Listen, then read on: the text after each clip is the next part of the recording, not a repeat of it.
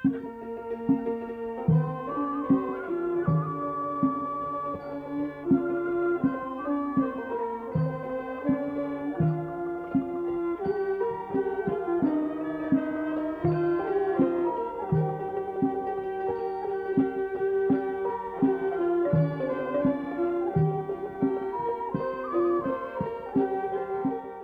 ยการเมตธรรมมีความภาคภูมิใจที่ได้เป็นส่วนหนึ่งในการเผยแผ่พุทธศาสนาและคำสอนต่างๆให้แก่พุทธศาสนิกชนที่เลื่อมใสศรัทธาในพุทธศาสนาและร่วมสืบสานฮีตของประเพณีวัฒนธรรมอันดีงามของชาติออกอากาศทุกๆวันอาทิตย์เวลา 8:05 น. หา 8:35 น. เวลา 14:56 น. หาเวลา 15:10 น. เวลา 20:45 น. หาเวลา 21:00 น. ทางโทรภาพแห่งชาติลาวช่อง 3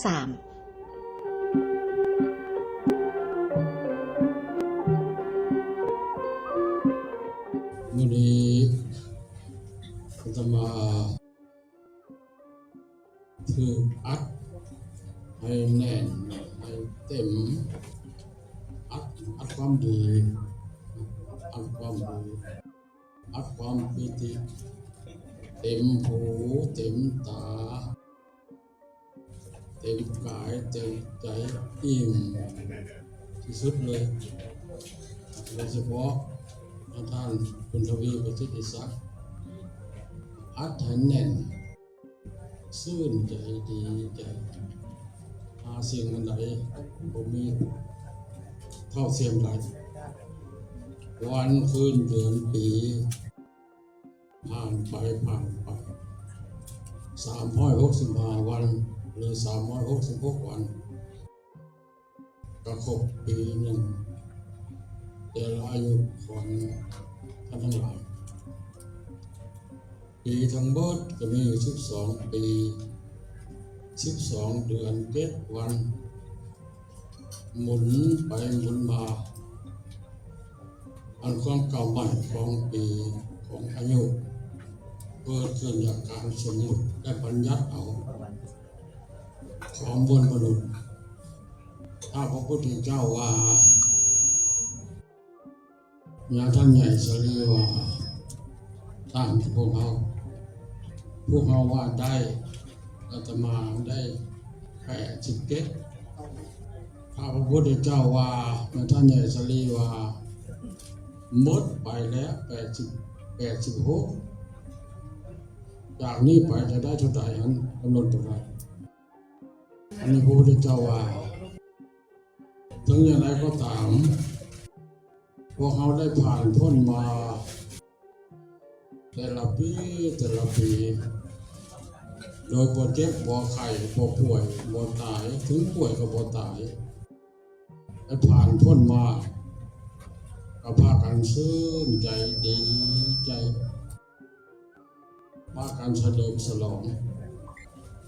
บางท่านก็เฉลิมฉลองแบบสากลบางท่านก็เฉลิมฉลอง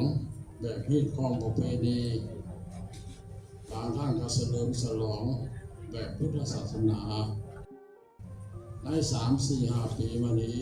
อาตมาดีใจน้ำปกตนญาติโยมได้หันมาเฉลิมฉลองทางพระพุทธศาสนาตัวนี้ถูกต้องเนื่องในโอกาสทำบุญครบรอบปัญญวัฒนาอยากจะขอฝากครูบาอาจารย์พระสงฆ์องค์เจ้าพระสงฆ์สามเณรมาเนาะเนื่องจากสังคมโลกได้ขยายโตเศรษฐกิจขยายโตด้วยเหตุให้ความโลภความโกรธความหลงความเห็นแก่ตัวความเอารัดเอาเปรียบมันสูงขึ้นไปให้เกิดมีปัญหาบอกว่าจะทางฝ่ายบ้านเมืองก็คือทางฝ่ายพุทธศาสนาโดยเฉพาะปีนี้ดังแหงทางฝ่ายพุทธศาสนาดังเพราะอาตมาพิษอาตมาบอกได้ไปซอกหาแต่ไม่ออกมาจบมาว่าสู่ฟังอาตมาเป็นคนหูหนวกเอ็ดยังก็ได้ ลงเพศลงอย่างก็บอกเป็นแต่โทรออกเขาหนักเท่านั้นก็เลยสบายใจแต่พอนั้นไม่ออกก็ออกยังนำมาว่าสู่ฟังสังคมโลกมันเป็นไปแบบนี้เมื่อวานเมื่อก่อนเราคิดได้สูตรไม่สูตรมาเราคิดได้อันไหนคิดได้คำว่าของพ่อพันคำวิภาวันสมัยก็เป็นรัฐมนตรีกระทรวงศึกษาธิการเพิ่นไปโอ้ลมต่อกองประชุมการศึกษาสงฆ์ทั่วประเทศอยู่ที่วัดพลเผาหลวงพ่อบางในปีข้อ2011เพิ่นไปกล่าวต่อกองประชุมเพิ่นว่าครูบาอาจารย์ไปเรียนมาจากต่างประเทศนั้นเพื่อก็ดีใจซึ้งใจการศึกษาไปเรียนอยู่ไสก็ตามดีหมดโอ้ลมพุ่นน่ะแต่ว่าเอามาใช้หันอย่าช่วยเอามาหมดจะได้เอามาหมดให้คัดเลือกเอาให้มันถือกับพุทธศาสนาบ้านเราถือกับแนวทางของฝากของหลักถือกับวิถีของประเพณีวัฒนธรรมลาวเราโดยเฉพาะพระสงฆ์หลวงของเราวันนี้ถ้าออกตัวญาติโยมได้ฟังในสิ่งต่างๆก็มีส่วนเนอะไม่เลิกมีส่วนซี่แนะมีส่วนสมเสยพุทธศาสนาในผมแม่แต่พระสงฆ์องค์พระเจ้าออกตัวญาติโยมก็มีสิทธิ์มีส่วนอาตมาเห็นสมัยพุทธเจ้าพระพุทธเจ้าอาศัยพระเจ้าพิมพิสารพระเจ้าปเสนที่โกศลอนาถาวิทกาเศรษฐีนางวิสาขามหาวาสิกาอันเห็นอันใดบทกรรมบดีต่อพุทธศาสนาต่อสงฆ์ของพระเจ้านี้มันกะจะซี่บอกซี่แนะนอกจากซี่แนะแล้วซี่แนะในความเป็นห่วงแล้วก็ไปรายงานพุทธเจ้าเป็นกำลังอันหนึ่งให้แก่พุทธเจ้า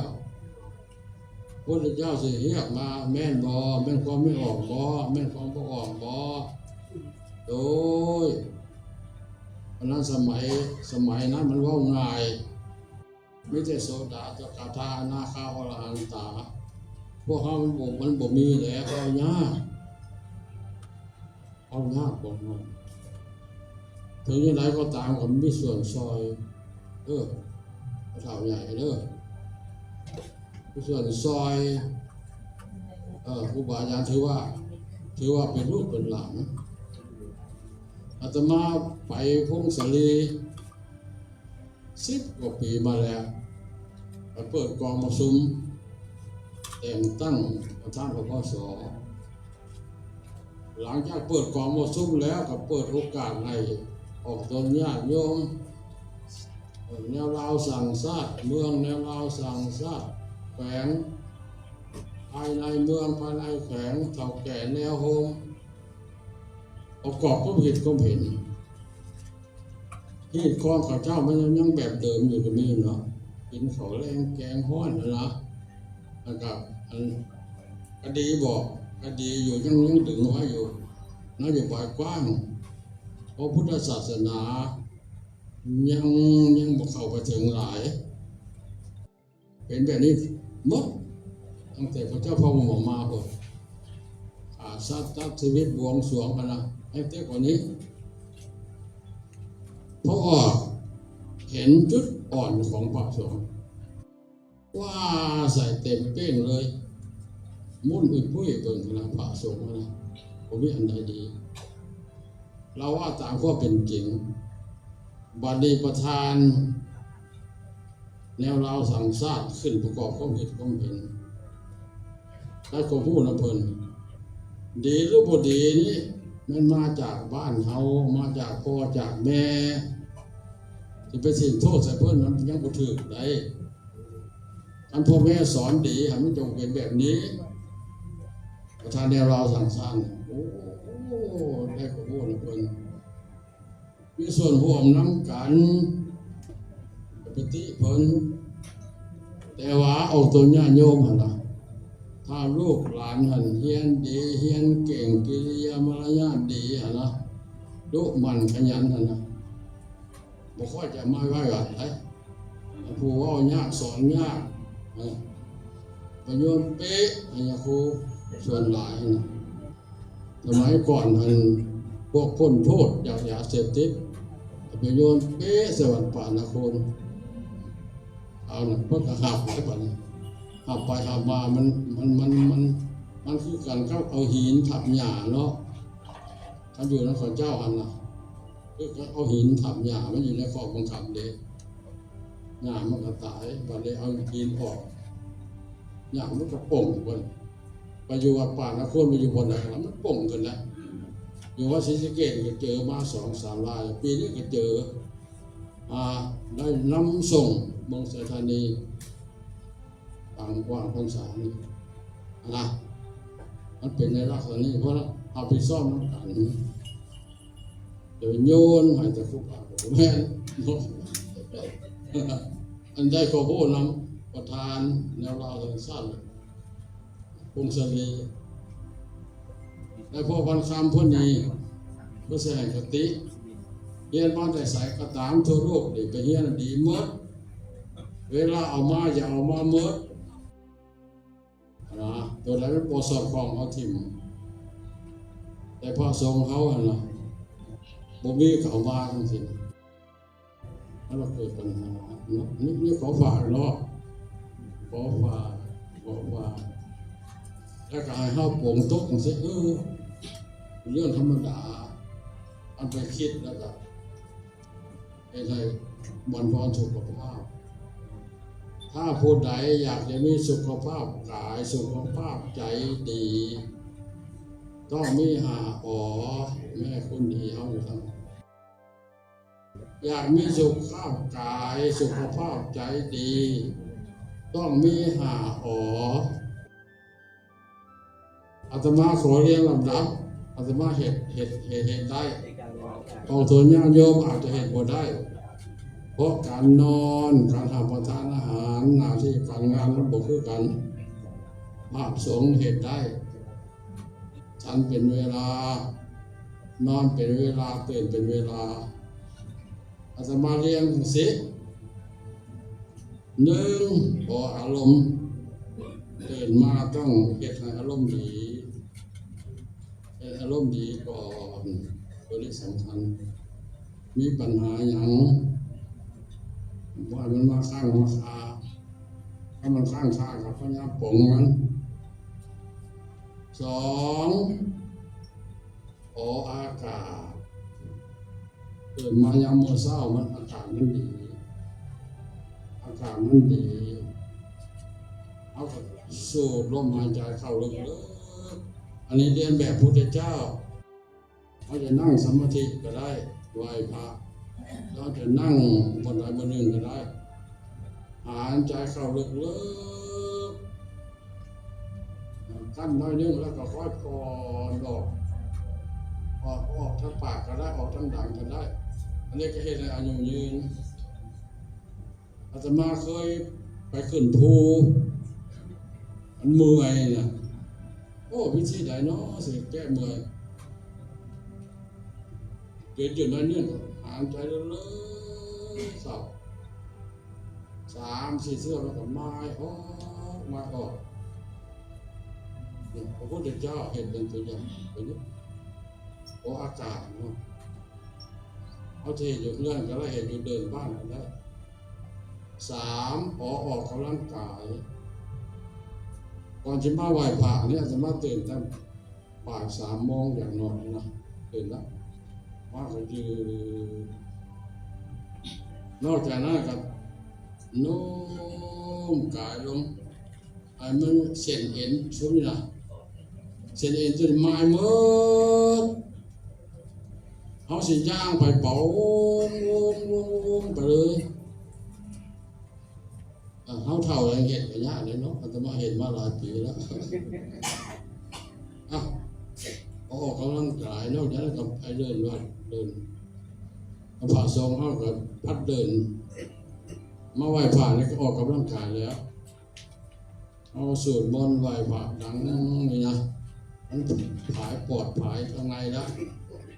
อาจจะเห็นได้ว่าคันเฮามาไหว้ตรงนี้มันยังอืดอยู่เลยยังเมื่อยยังอยู่คันว่าไปฮอดครึ่งกลางสุดท้ายมันเบาไปปอที่สี่บางคนว่าอาจุ๋มในคนนี้เอาสารพิษออกแล้วถึง1,000,000%อาหารที่เอารับประทานลงไปเนี่ยบ่ให้มันค้างแต่ละมื้อนะอาตมา5 โมงนี่ออกหมดใน5 เนี่ยตัวที่4ดีที่สุดถ้ามันยังบ่ออกมันยังบุดบิดอยู่เอาสินั่งสิคิดอย่างมันก็ยังขุ่นยังบ่อยู่ถ้ามันหมดเลยมันสว่างไปหมดคิดอย่างก็ลุกโป่งย่างไปใส่ก็คล่องแคล่วถ้าบอกอาตมาอะไรที่5อาหารอันรักสุขอนามัยเขาว่าครบ5 หมู่ว่าเฮาบ่ครบ5 หมู่ก็ได้มีแป้งข้าวสิ้นผักสดหน่อไม้สดไข่เนาะ5 หมู่เฮาบ่ฮอด5 หมู่ได้แต่ว่าคัน50 60 70ไปแล้วต้องเบิ่งสุขภาพเฮาคันเฮาบ่รักษาเฮานี่นะมันจะทำลายเฮาไม่เท่าใหญ่จันทร์ศรีก่อนพระที่จากโลกนี้ไปเปิดว่าประจำอยู่วัดนี้หลายปีเปิดว่าเดี๋ยวนี้นะท่านลูกสาวเพิ่นบังคับว่าซั่นบังคับให้กินจางๆว่าซั่นเอาเขาไม่กินยาก็อดกินน้ำเขาว่าซั่นลูกหวังดีลูกก็ปฏิบัติตามเอาเคยกินมาเนาะการนอนคือกันการนอนสามารถสังเกตให้คนดีว่าอย่างนั้นห้อนนี้มันจะดีอันนั้นมันจะดีอันนี้ลองเบิ่งที่สมมติว่าเขาจะนอนตั้งแต่เอาอย่างดึกกับ11 โมงสันเนาะถ้ามาฮอด4 โมงเนี่ยยังตื่นนะมันสิดีอีหลีตื่นขึ้นมาได้ฟังข่าวไหมคนดีเป็นอธิบายนอนจากนั้นไปนะมาทดสอบแม่นท่านบ่ได้ตามมันก็บ่สมบูรณ์มันมีเงินกินไม่มีมือแต่ว่าผู้มีอายุยืนมีสุขภาพแข็งแรงมันสิมีคุณค่ากว่าผู้มีอายุสั้นเพราะเขาได้ทำผลหลายได้สร้างผลประโยชน์ให้แก่ตนคนอื่นสังคมประเทศชาติประโยชน์แก่โลกหลายตัวนี้เอาในวันนี้หันอาตมาได้กำลังใจจากลูกศิษย์ลูกหาครูบาอาจารย์นอกจากญาติโยมมาอวยพรให้มีอายุมั่นคนยืน